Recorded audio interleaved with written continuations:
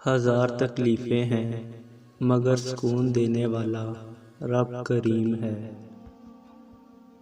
آپ صلی اللہ علیہ وآلہ وسلم فرماتے ہیں کہ کچھ لوگ خوف سے اللہ کی عبادت کرتے ہیں، یہ غلاموں کی عبادت ہے۔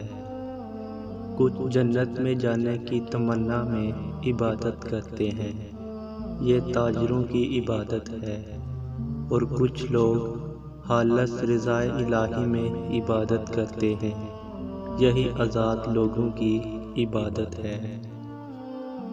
جب بھی گناہ کی طرف مائل ہونے لگو تو تین باتیں لازمی یاد رکھنا: اللہ دیکھ رہا ہے، فرشتے لکھ رہے ہیں، موت ہر حال میں آنی ہے۔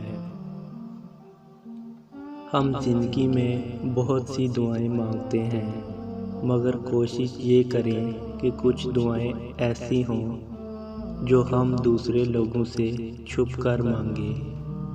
کچھ نہ کچھ دعا ہمارے اور اللہ کے درمیان راز ہونی چاہیے، چاہے وہ تہجد میں مانگے، چاہے دن کے کسی وقت میں مانگے، لوگوں سے چھپ کے تنہائی میں مانگے، اور جیسے کوئی کسی سے لپٹ کر مانگتا ہے، ہم اللہ سے لپٹ کر مانگے۔